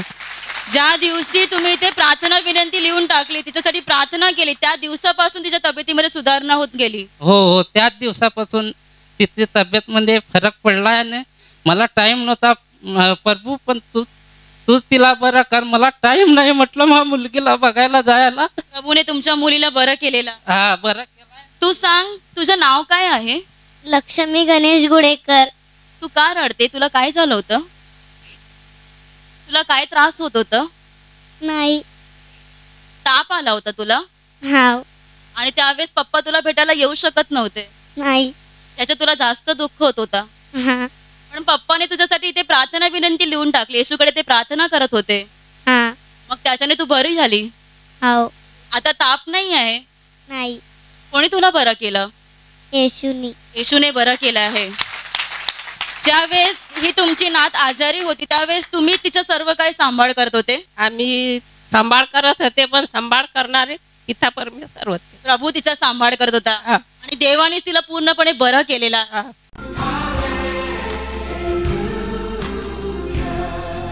तुमचं नाव सांगा. ऋणा राकेश नाईक आहे. आणि तुमची काय साक्ष आहे? माझी ही साक्षी आहे की गेल्या 1 महिन्या अगोदर माझ्या छोट्या वहिनीबरोबर थोडासा असं वाद झालेला होता. तर त्या वादामुळे मला पुढे असं वाटलं नव्हतं की एवढं काय होईल माझ्याबरोबर, की मला अचानक खोकला सुरू झाला. तो खोकला एवढा भयानक होता की मला असं सुचतच नव्हतं की खोकला कसा झाला एवढा. आणि माझ्या लक्षातही नव्हतं की माझं वहिनीबरोबर असं भांडण झालं, छोटं असं झालेलं होतं. आणि एवढा खोकला झाला की कफ झाला आणि तो तोंडात यायचा बोलताना. मी कुठेही मी कुठेच बोलू शकत नव्हती. कोण आलं घरी त्यांच्याशी पण बोलू शकत नव्हती. आणि मग मला ना खूपच त्रास व्हायला लागलं. मग मला म्हणतात की मनीषा तुला काय, किती खोकला आहे तुला, तू काय करतेस, लक्ष का नाही देत आहेस, हे मला सतत बोलत होते. पण मी काय दुर्लक्षच करत होते. आणि नंतर तो खोकला एवढा अचानक वाढला आणि घरी कसं बोलणंच बंद झालं, वहिनीबरोबर सगळं असं वेगळंच वातावरण झालेलं होतं. नंतर मग ह्यांनी मला जबरदस्ती डॉक्टरकडे घेऊन गेले, तर डॉक्टरांनी सांगितलं एलर्जी झाली तेलाची. तर तो खोकला काही कमी होत नव्हता, औषधं खात होती तरी कमी होत नव्हता. किती दिवस होता खोकला तुम्हाला? 1 महिना होत आलेला होता, 1 महिन्याचा वर जायला असा खोकला होता. आणि नंतर मग मी म्हटलं की देवा काय हे असं होतं का, माझ्याकडनं काही चुकलं आहे का. मग मला असं सतत मनामध्ये काय काय विचार यायला लागले. आणि मग नंतर मी प्रार्थना यूट्यूबवर सिस्टरांची पाहिले. त्या दिवशी सिस्टरांनी सांगितलं जर कुणास बरोबर भांडण झालं असेल तर काही असेल तर तुम्हाला जर पवित्र आत्मा सांगत असेल तर माफी मागा, त्यांच्याशी बोला वगैरे. आणि त्या दिवशी नक्कीच माझ्याबरोबर ह्या अशा काही गोष्टी घडलेल्या होत्या, ते माझ्या विचारांच्या पलीकडे होत्या. आणि मला वाटलं नव्हतं की मी एवढं वाईट करेल. मी थोडं तरी माझ्या मिस्टरांशी काही झालं तर मी त्यांच्याशी लगे बोलून मोकळी होते. पण माझ्या वहिनीशी 1.5 महिना होत आलेला होता, मी राग मनात ठेवलेला होता. तुम्ही 1.5 महिना तुमच्या बहिणीशी बोलत नव्हतात? हो, आईला पण टेन्शन झालेलं होतं पुण्याला, आई पण तिकडे आजारी पडलेली. मग प्रवचन पाहिल्यानंतर काय झालं? प्रवचन पाहिल्यानंतर मी एवढी रडली, मला खूप वाईट वाटायला लागलं की देवा मी अशी कशी काही वागू शकते. तिला जर माहिती नाही आहे पण मला माहिती आहे सगळ्या गोष्टी, मी कसं काय असं करू शकते तिच्याबरोबर. मग मला आतून आवाज येत होताच पहिल्यापासून की तिला मी फोन करावं, तिच्याशी मी बोलावं. तरी मी कान अर्थ टाकत होते. मी म्हणते माझी चुकी नाही, तिची चुकी आहे, तिने मला बोलायला हवं. मी अशी सातत मानाला बोलत होती. मग वंदना सिस्टरांचं ऐकलं आणि मी पवित्र आत्म्याची पण म्हणत ना माफी मागितली, मला माफ कर म्हणून. मी तिला फोन केला, तिला मी म्हटलं की पिंकी काय गं मी अशी चुकीची आहे का, तुला काय वाईट वाटलं का. तिने पण मला सांगितलं. आमच्या दोघीमध्ये हे सगळ्या तुमच्या दोघींचं मग समेट झालं? हो झाला. आणि मग त्या दिवशी मी तेव्हा पुढे घरात जाऊन एकत्र तेव्हा पुढे प्रार्थना करायला, तरी मला असं जाणीव वाटत नव्हतं की देव माझी प्रार्थना ऐकतोय. मग मी गुडघेवर बसली, मी कान पकडले, परमेश्वरा आता जे केलं पुन्हा आयुष्यात कधी नाही करणार म्हटलं आणि कान पकडून माफी मागितली.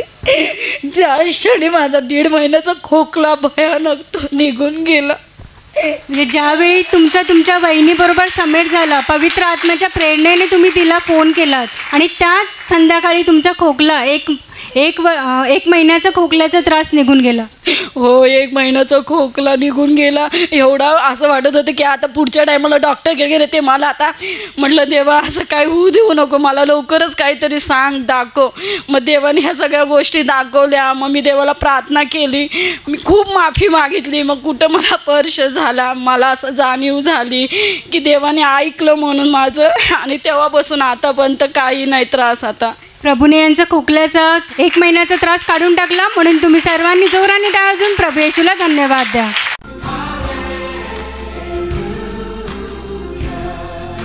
भाऊ तुमचं नाव सांगा. माझं नाव उदित मोहिते आहे, ग्रँड रोडवरून आलो आहे. माझी साक्ष अशी आहे की मंगळवारी अचानक माझ्या पोटात दुखायला लागलं, म्हणजे छातीच्या खालपासून इथपासून पोटात कळा मारायला लागल्या. आणि त्या कळ्या एवढ्या मारत होत्या ना की मला श्वास घ्यायला सुद्धा नव्हता होत. मी श्वास घेत होतो ना माझ्या छातीत सुद्धा दुखत होतं. तर मी नाकाने श्वास न घेता मी तोंडाने श्वास घेत होतो. एवढे प्रचंड वेदना मला होत होत्या.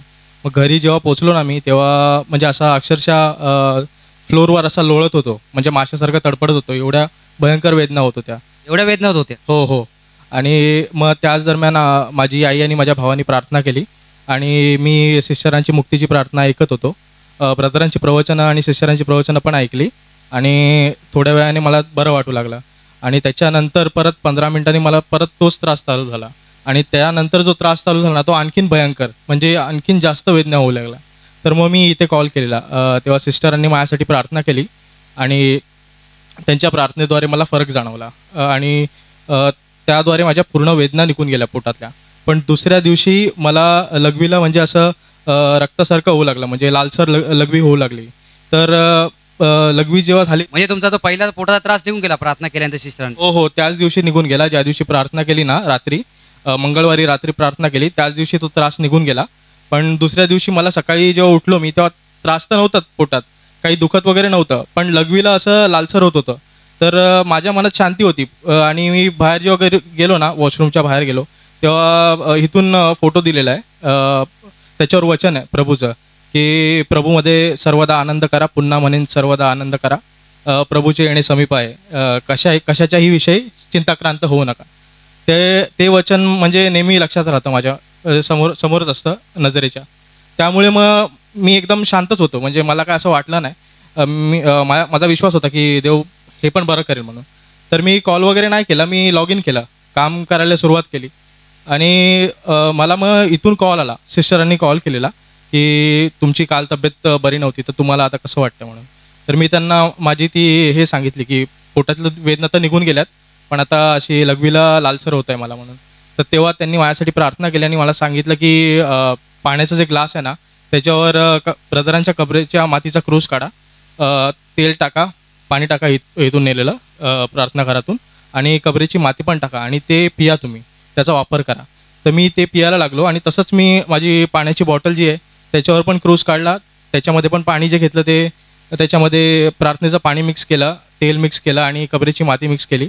आणि मी त्याचा वापर करून मला पूर्ण माझा तो त्रास दुसऱ्या दिवशी निघून गेला. म्हणजे गुरुवारी माझा तो रक्तासारखी जी लघवी होत होती त्याचा पूर्ण त्रास निघून गेला आणि मला नॉर्मल लघवी वगैरे व्हायला लागली. म्हणून मी प्रभू येशूचे आभार मानतो.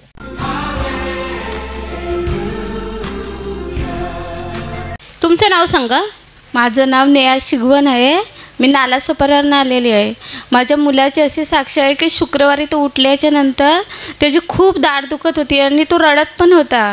तर मी बोलली आता परीक्षा पण आहे, काय करणार. नंतर मी त्याला कॉलगेट लाव आणि टोन ठेवू गरम पाण्यानं, पण तरी पण थांबली नाही. नंतर मी देवाकडे प्रार्थना केली आणि कबरेवरची माती त्याला बोलली की थोडी दाढीला घास अशी म्हणून, आणि गालाला तेल लावला आणि क्रूस काढला. पण परीक्षा असल्यामुळे मी पण थोडी ही झाली की आता परीक्षा मी काय करू. म्हणून मी मिस्टरांना फोन लावला की परीक्षा आहे पण त्याची दाढ खूप दुखते आहे. तर ते बोले परीक्षा आहे ना. मग तरी पण मी त्याला शाळेत पाठवली आणि नंतर मी 10:30ला त्याला आणायला गेली.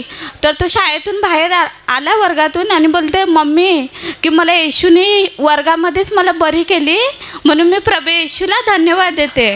तुमचा मुलगा किती वर्षाचा आहे? तो आहे 6 वर्षाचा आहे. 6 वर्षाचा आहे आणि तुम्ही त्याला प्रार्थनेचा तेल लावलं आणि त्याद्वारे देवाने त्याचा त्रास पूर्णपणे काढून टाकला. हां, पूर्णपणे काढून टाकला. आणि शाळेतून येऊन त्या चहा बिस्किट पण खाल्ला आणि क्लासला पण गेला. आणि आत्तापर्यंत त्याचा पूर्ण त्रास देवाने काढलेला आहे, म्हणून मी प्रभू येशूला धन्यवाद देते. आणि पुढची काय साक्ष आहे? आणि माझी पुढची साक्ष आहे की मी दुसरी वॅक्सिन घेतली होती, मंगळवारी वॅक्सिन घेतली आणि माझं लगेच एवढं पाय दुखत होते ना, मला काय समजतच नव्हतं. आणि मी मनात बोलली पण मी कुठे घेतली दुसरी पण वॅक्सिन, घ्यायला नको होती. आणि मी तशीच संडेला इथं प्रार्थनेला आलेली. मला प्रार्थनेला बसवत पण नव्हता. कधी मी एक पाय लांब करी तर दुसरा पाय लांब करा, असं खूप माझा पाय दुखत होते. पण सामर्थ्याचं वर्षव गाणं लागल्याच्या नंतर माझ्या ताई समोर या, डोळे उघडा. जेव्हा सामर्थ्याचा वर्षाव हे गाणं इकडनं घेतलं गेलं त्यावेळेला काय झालं? तेव्हा माझ्यावर खूप सामर्थ्य उतरलेलं. तुमच्यावर खूप सामर्थ्य उतरत होतं. आणि त्यानंतर काय झालं? डोळे उघडा. त्याच्यानंतर माझं पूर्ण पाय बरे झाले, म्हणून मी प्रभू येशूला धन्यवाद देते.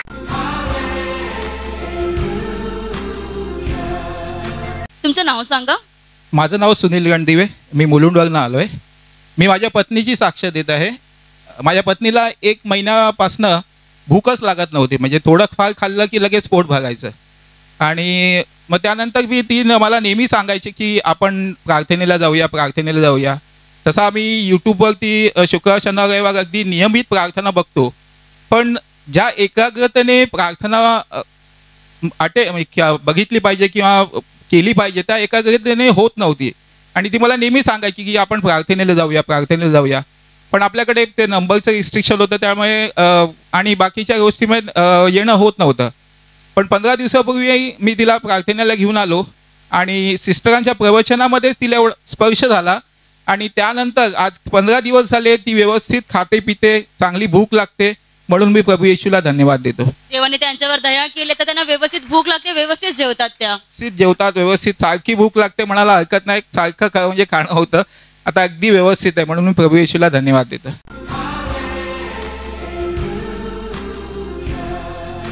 तुमचं नाव सांगा. ज्योती पाटील. काय झालेलं तुम्हाला? माझे नाही दोन्ही पाय पुरे सुजत होते. घरकामाला जाते ना, पुरे सुजून जात होते. किती दिवस त्रास होता? ना झाला होता त्रास होता. असं तेल पाणी लावायची मी सगळं, तरी एक दुखला का एक दुखायचं, तशीच चालायची मी. देवाचं नाव घ्यायची चालायची. म्हटलं मला दवाखान्यात जायचं नाही, फक्त प्रभू येशू माझ्या मागे आहे. मग आता गेल्या रविवारी सिस्टरनी ती प्रार्थना केली ना. माझा नातू आहे 10 वर्षाचा, त्याला सांगायची लाव भाऊ मोबाईल, माझे पायलंही दुखतात. ऑनलाईनवर तुम्ही प्रार्थना पाहत होता? लाव रे मोबाईल, माझे पाय. मग तो लावून द्यायचा मला. मग ते लावून दिलं ना, मग ते सिस्टरांनी दिलं ना, तेव्हाचे माझे पाय पुरे बरे झाले दोन्ही. 10 वर्षाचाच आहे तो, आणि तो तुम्हाला कार्यक्रम लावून देत होता, आणि त्याद्वारे तुमच्या पायाचं दुखणं पूर्ण बरं झाले. दोन्ही पाय नाही. मला पहिली बी झोप येत नाही होता. आता इथं 3 वर्ष झाली यायला लागलो ना, टेन्शन येऊ द्या काय, मला कसली झोप लागते ना, काहीच मला वाटत नाही. 6-6, 5-5 हजार मी झोपेमुळे डॉक्टरला घालायची, डोकं आपटायची, तरी मला झोप यायची नाही. पण आता तुम्हाला सर्व काही बरं आहे. 3 वर्ष झाले ना, मी डॉक्टरकडे जात नाही, फक्त प्रभू येशूचं नाव घेते. माझं काय दुखू द्या, मी कुठंच जात नाही. म्हणते जिंदा प्रभू तू माझ्या संगे आहे, बस मला कोणाची साथ नको, फक्त तुझी साथ पाहिजे. सगळं दुखणं माझं बरं करते. आणि एक साक्ष आहे, गावाला माझी बहीण होती ना, 2दार आली होती तिथे यायसाठी, पण लॉकडाऊनमुळे ती इथे येऊ शकली नाही. आता एकदार काय झालं, मग म्हणे तिच्या नवऱ्याने ना बकरीचं पिल्लू आणलं होतं वाटतं. ती फोनवर रडायची, मला असं असं झालं, बकरीचं पिल्लू आणलं, ते का नाही आजारी होतं म्हणे, त्याला गाठ झाली म्हणे. मग मी तिला शिव्या देत होतो. म्हटलं बाई शिव्या नको देत जाऊ, देवा तू बोलते ना, मी तुला देवाचं शिकवते, शिव्या द्यायच्या नाही. देव ते बरं कसं झालं? मग तिला काय बोललो, तेल पाणी दिलेलं आहे ना, ते त्याला लाव पोटाला, त्याच्या तोंडात टाक, म्या म्या करायचं म्हणे, सारखं झोपू देत नाही. मग तिला ते सांगलं, तिने ते लावलं आणि ते लगेच बरं झालं म्हणे. मग तर नवरा बी तिचा विश्वास करते, लागला करायला. मग तुझे बकऱ्याचं पिल्लू बरं झालं, त्याद्वारे तिचा नवराही विश्वास करायला लागला. विश्वास करायला लागला. आणि मग परत तो एक बाजारी गेला, अजून 3 पिल्लू घ्यायला गेला. त्याचं देवाचं नाव घेऊन तर चांगले 3 पिल्लू आणले तिने, 6-7 पिल्लू केले ते वरती सांभाळा. देवाने सर्व काही आशीर्वादित केलं. सर्वांनी जोरात टाळ्या वाजवून प्रभू येशूला धन्यवाद द्या. तुमचं नाव काय? माझं नाव प्रीती प्रवीण साळवे. तुम्हाला काय झालं होतं? गुरुवारच्या दिवशी मी माझ्या बहिणीकडे जात होते कांदिवलीला, तर चालता चालता मला पाय मुरगळला, असं एकदम जोरातच मुरगळला. तर मी अशी वरड किंचळलंसुद्धा, एवढा जोरात मुरगळला. मग बहिणीकडे गेले, तिकडनं जाऊन घरी आली माझ्या. मग मी आपलं प्रार्थनेचं तेल लावलं आणि सिस्टरांची मुक्ती प्रार्थना ऐकली. प्रार्थना ऐकतच मी तेल लावलं, मॉलिश केला. आणि परत रात्री झोपताना पण मी सिस्टरांची मुक्तीची प्रार्थना ऐकत तेल लावलं, मॉलिश केलं. दुसऱ्या दिवशी माझा पाय एकदम व्यवस्थित झाला, व्यवस्थित मी चालू लागले. चालायला जमतच नव्हतं. मला असं वाटतं की आता मी डॉक्टरकडे गेली, कुठे गेली तर मग पायाला प्लास्टरच लागेल, एवढी माझी परिस्थिती झाली. पण तेलाने आणि सिस्टरांच्या मुक्ती प्रार्थनेने मला बरं वाटलं. प्रार्थनेच्या तेलाने मुक्तीच्या प्रार्थनेने तुमचा पाय पूर्ण बरा झालेला आहे. व्यवस्थित मी चालू शकते आता.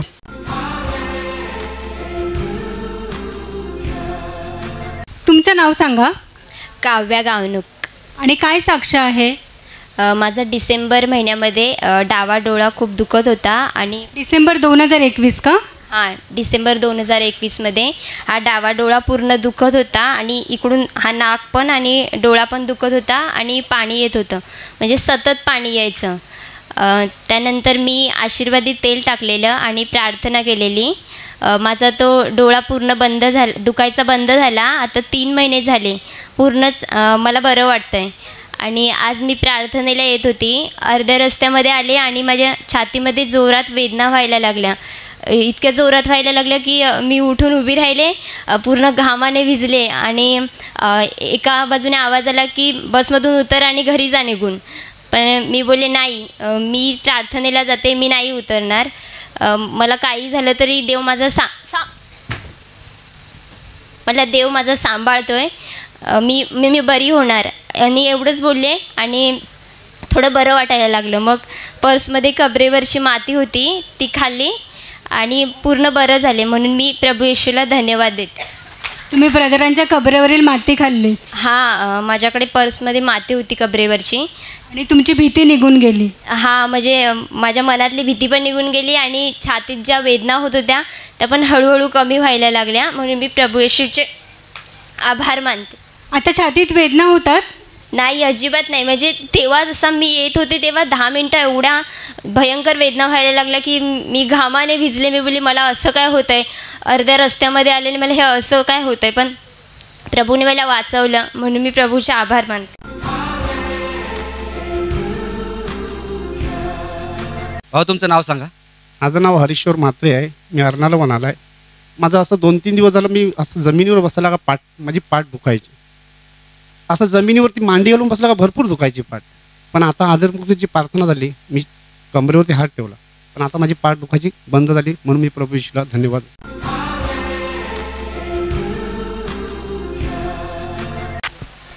ताई तुमचं नाव सांगा. माझं नाव लता साने. आणि काय झालं होतं तुम्हाला? मला जानेवारीमध्ये करोना झालेला. मग कमी जास्त व्हायला लागलं. मग घरामध्ये माझी छोटी छोटी मुलं आहेत. मला वाटायचं की माझ्या मुलांना पण होईल. अशी भिवून राहायची मी लांब. मग अशीच प्रार्थना मी ऐकायची. त्या औषधावर अशीच घ्यायची आणि तेल नाकात तोंडात टाकायचं आणि प्रार्थना करायची रात्रदिवस. मग मला वाटायचं की माझ्या पोरांना पण होईल. आता आम्हाला सगळ्यांनाच घेऊन जाणार आता हॉस्पिटलमध्ये, म्हणून असं वाटायचं मला.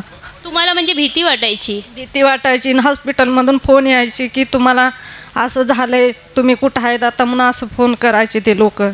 मग माझ्या मॅडम लोकांना सांगितलं की तुझं हॉस्पिटलमध्ये जाऊ नको, घरीच आहे, औषध गोळ्या खाते म्हणून ती सांगायची मला. मग मी तशीच सांगायची आणि प्रार्थना करायची रात दिवस. मग माझ्या पोरांना कुणालाच खोकला सर्दी काही ताप काहीच झालं नाही. म्हणून तुम्ही सर्व कुटुंब एकत्र राहत होतात तरी कोणाला देवाच्या कृपेने काही झालं नाही? काही झालेलं नाही. आमचं भाड्याचं घर एकच रूम आहे, त्याच्यामध्ये आम्ही 5 जण राहायची. आम्ही नवरा आणि माझी मुलं सर्व एकत्र राहायची आम्ही. पण कुणाला काही झालं नाही, कुणाला सर्दी नाही, खोकला नाही, काहीच नाही.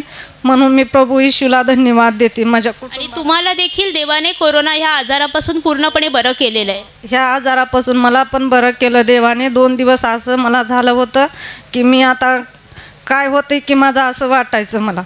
पण मी औषध गोळ्यावर प्रार्थना करायची, सिस्टरची प्रार्थना ऐकायची आणि तेच गोळ्या मी खायची. आणि तुम्ही ऑनलाईन प्रार्थनेत भाग घ्यायचा, तेलाचा वापर पण करत होता? तेलाचा वापर, पाणी घ्यायची आणि तेच रात्रदिवस सारखं तीच त्याचाच वापर करायचा. म्हणून मला त्याद्वारे प्रभूने तुम्हाला पूर्ण बरं केलेलं आहे. मला पूर्ण बरं झाले आणि 10 दिवस झाल्यानंतर मला कामावर पण बोलवले, बरी झाले मी. म्हणून मी प्रभू येशूला धन्यवाद देते.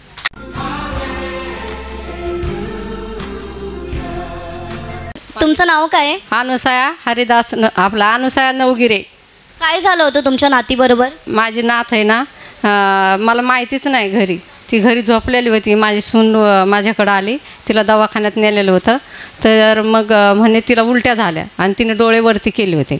डोळे वरती केले तर मग मी काय केलं, गुडघ्यावर होऊन तिला दवाखान्यात घेऊन गेले होते. मला माहितीच नाही. मग मी गुडघ्यावर होऊन प्रार्थना केली. मग पळतच गेले मी तिच्याकडे दवाखान्यात गेले. तर मग मी तिला घेतलं आणि तिला तेल पाजलं तर तिच्या उलट्या बी थांबल्या. मग परत तिला दवाखान्यात डॉक्टरने सांगितलं ठेवा बोलून, कारण का तिचा MRI करायचा. मग मी बोललं चालेल. मग म्हणे MRI करायला लागले. तर मग ते लोकांना मी काय केलं, प्रार्थना केली देवाला. म्हणलं देवा तुला जर येशू तुला जर मान्य असेल तर तिचा MRI होईल आणि नसेल मान्य तर नाही होणार. तर मग तिला भुलीचं इंजेक्शन दिलं तर तिला ते हे करायला लिहिलं, MRI करायला नेलं तर तिला भूलच नाही आली आणि तिचा MRI नाही निघला. त्याबद्दल मी देवाला धन्यवाद देते. आणि आता ती बरी आहे? पूर्वी आहे. किती वर्षाची आहे? 3 वर्षाची. 3 वर्षाची आहे. आणि डॉक्टरने सांगितलं तिला फिट आली असेल. हां. पण प्रभू तुम्ही विश्वासाने प्रार्थना केली. हां. आणि प्रभूने तुमची प्रार्थना ऐकली आणि तुमची नाती आता पूर्ण बरी आहे. हां. त्याबद्दल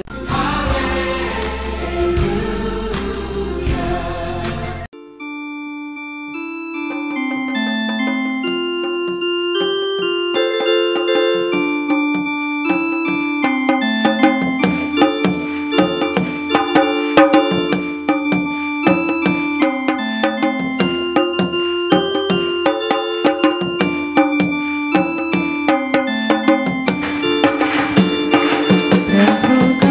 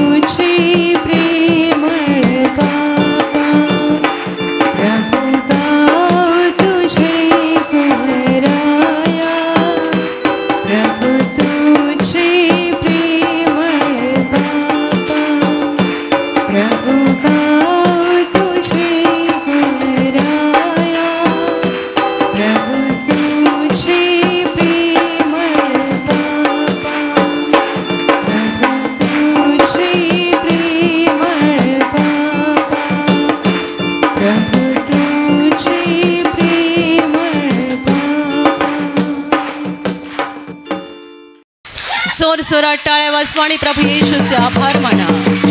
देवाचं सामर्थ्य तुमच्यावर येत आहे, येत आहे, येत आहे. देवाचं महान सामर्थ्य तुम्हाला स्पर्श करत आहे, स्पर्श करत आहे. या क्षणाला, या क्षणाला हृदयातून त्याचे आभार माना. धन्यवाद, धन्यवाद, धन्यवाद, धन्यवाद, धन्यवाद, धन्यवाद, धन्यवाद. प्रभू तुला धन्यवाद, प्रभू तुला धन्यवाद, धन्यवाद, धन्यवाद.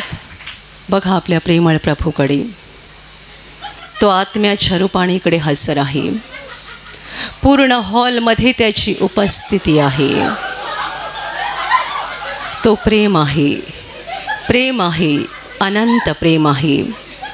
आपल्याला आजारातून बरं करणारा, आपले अश्रू पुसणारा, आपल्या दुःखी हृदयाला आनंदित करणारा आणि आपल्याला स्वर्गातलं अनंत जीवन देणारा तोच आपला प्रभू आणि मुक्तिदाता आहे. आपल्या प्रेमळ प्रभूकडे हृदय लावून ठेवा आणि त्याच्यासाठी आपलं अंतकरण स्वच्छ करा.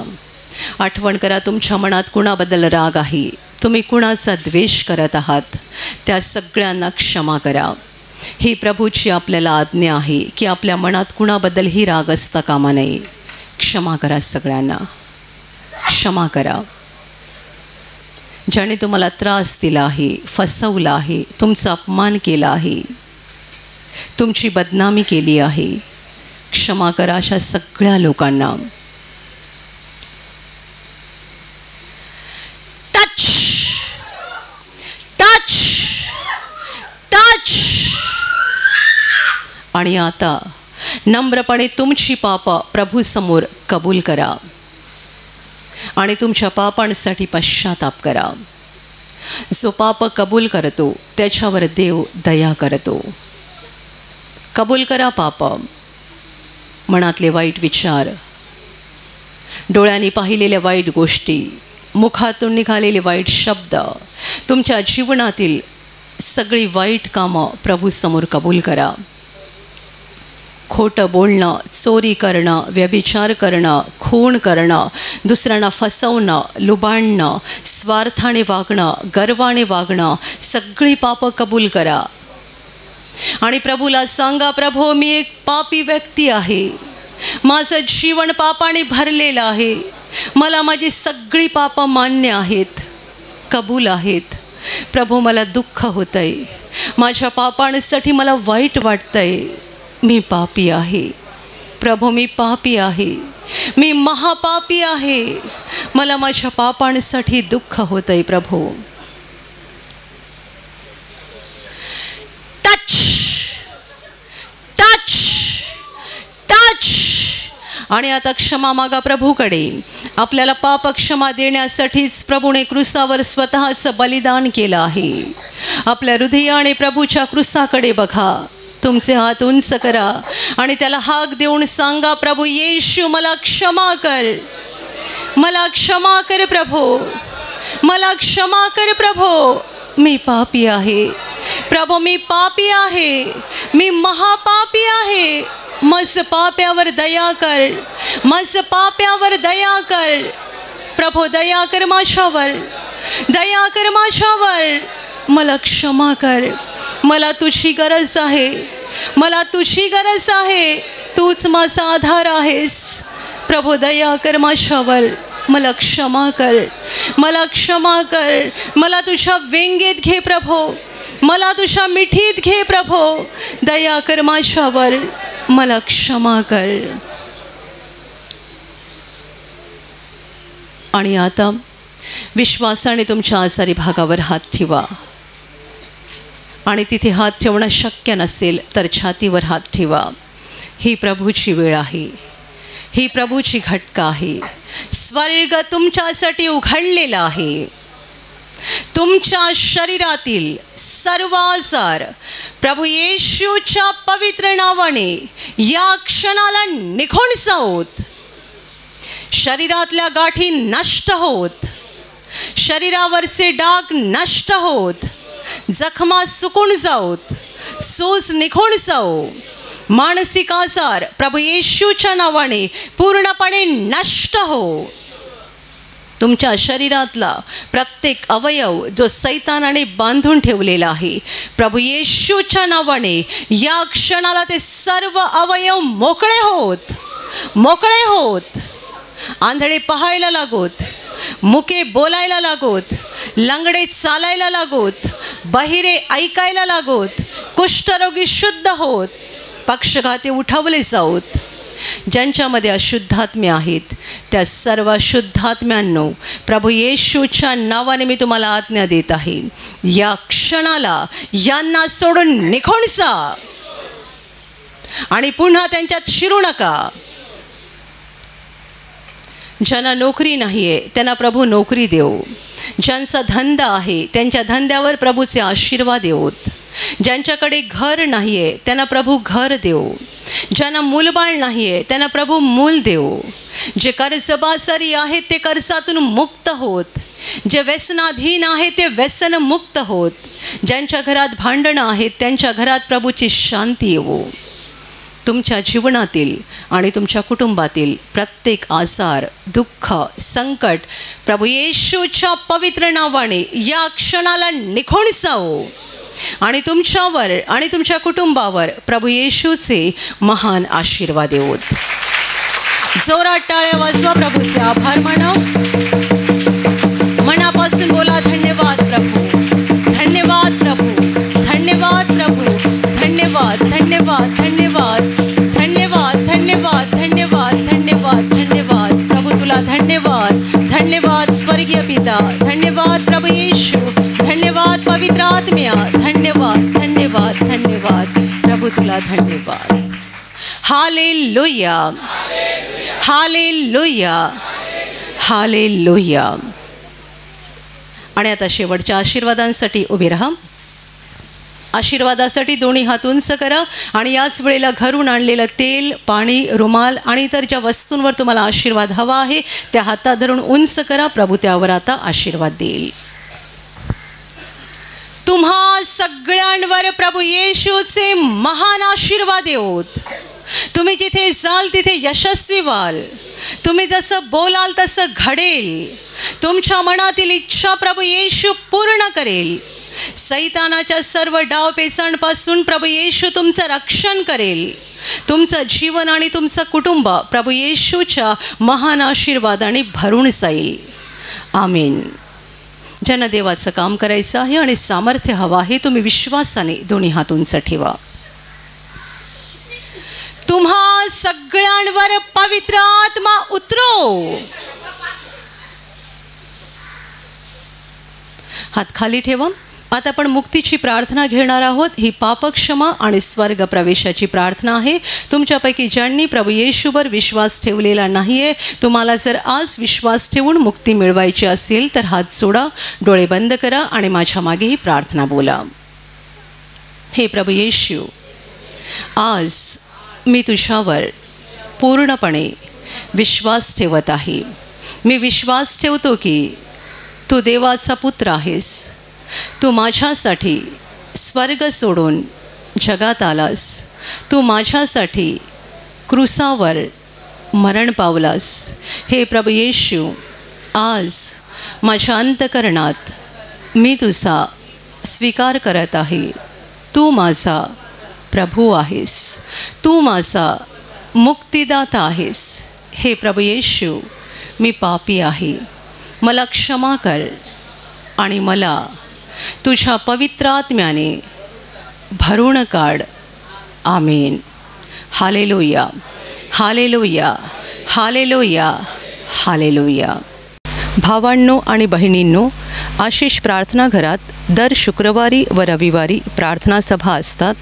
या प्रार्थना सभेत भाग घेऊन जर आपल्याला परमेश्वराच्या उपस्थितीचा अनुभव घ्यायचा असेल तर आपले स्वागत आहे. स्क्रीनवर तुम्हाला जो नंबर दिसत आहे त्यावर फोन करून आपलं नाव नोंदवा व कोणत्या दिवशी आणि कोणत्या वेळेत तुम्हाला प्रार्थनेत भाग घ्यायचा आहे ते कळवा. धन्यवाद. आणि आता आपण शेवटचं गाणं घेणार आहोत.